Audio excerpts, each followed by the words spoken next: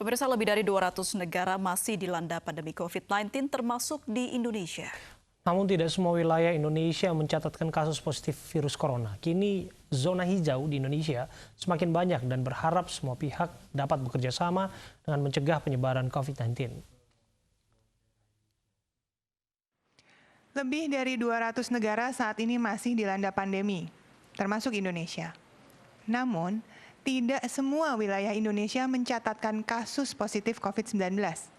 Dan beberapa wilayah bahkan tidak mencatatkan kasus baru lagi, atau kasusnya 0 selama 1 bulan. Ada wilayah yang kasusnya sembuh 100%. Oleh karena itu, masyarakat di wilayah ini harus dapat melakukan aktivitas dengan aman dan produktif. Zona hijau di Indonesia makin banyak. Minggu lalu ada 112 kabupaten kota yang masuk kategori hijau. Zona hijau sendiri itu artinya tidak ada kasus sama sekali, atau meningkat dari 85 kabupaten kota di tanggal 14 Juni 2020. Sedangkan yang sedang berlomba menjadi zona hijau, zona resiko rendah penyebaran COVID-19 atau zona kuning, pada tanggal 21 Juni 2020 berjumlah 188 daerah. Ini meningkat dari 138 di tanggal 14 Juni 2020. Dengan melihat data-data sampai dengan 21 Juni, tentunya kita optimis bahwa langkah-langkah yang dijalankan oleh pemerintah sudah banyak yang tepat, di mana daerah zona merah atau dengan resiko tinggi dan juga zona oranye dengan daerah yang resiko sedang itu berkurang. Saudara-saudari, pandemi berdampak pada yang sangat kompleks dampaknya dan berkepanjangan di kehidupan masyarakat. Namun, masyarakat Indonesia juga sudah luar biasa sekali. Makin banyak yang beradaptasi dan bisa menjalankan dan tetap produktif dalam menjalankan kehidupannya. Dan bahkan berhasil menekan angka penularan COVID-19. Kemampuan pimpinan dan juga masyarakat di daerah itu betul-betul menjalankan protokol kesehatan dengan cara gotong royong, yaitu dengan konsultasi dan koordinasi dari berbagai pihak yang ada di daerah, misalnya berkonsultasi dengan DPRD, dengan tokoh masyarakat, dengan media, sehingga semua pihak betul-betul ikut terlibat dalam pengambilan keputusan untuk masing-masing di daerahnya.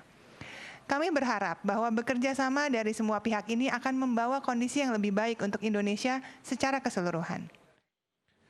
Dari pemeriksaan spesimen yang hari ini kita dapatkan, maka kita mendapatkan kasus konfirmasi positif 1.082 orang. Sehingga total konfirmasi menjadi 55.092 orang. Kemudian kalau kita lihat distribusi sebarannya, maka Jawa Timur hari ini melaporkan 297 kasus baru, namun juga melaporkan 171 kasus sembuh.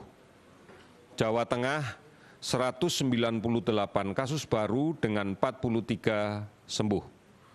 Sulawesi Selatan 188 kasus dengan 52 sembuh.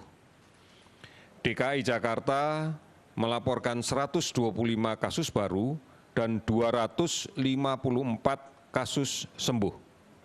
Kalimantan Tengah 47 kasus baru dan 49 kasus sembuh. Ada 21 provinsi yang hari ini melaporkan kasusnya di bawah 10 dan ada 13 provinsi yang hari ini tidak ada kasus baru, bahkan melaporkan kasus sembuh lebih banyak.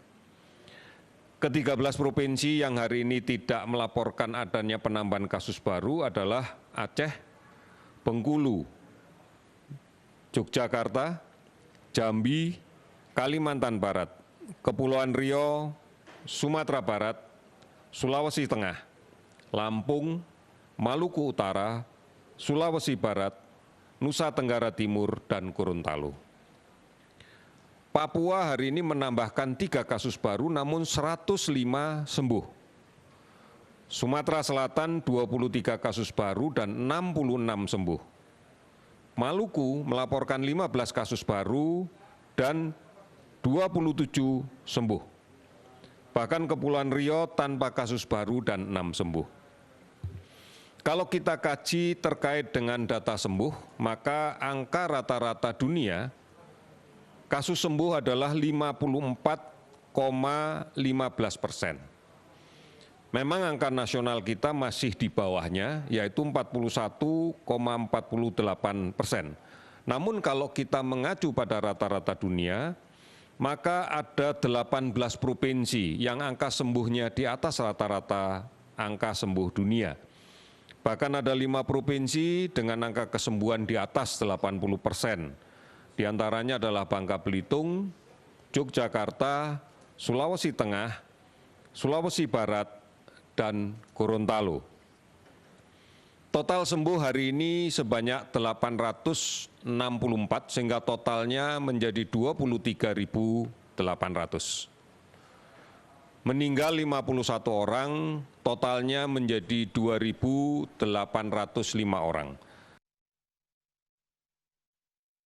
Pemirsa, mari kita dukung para pejuang kemanusiaan dengan peduli melawan penyebaran virus corona. Bantuan bisa disalurkan melalui rekening yang tertera di layar televisi Anda.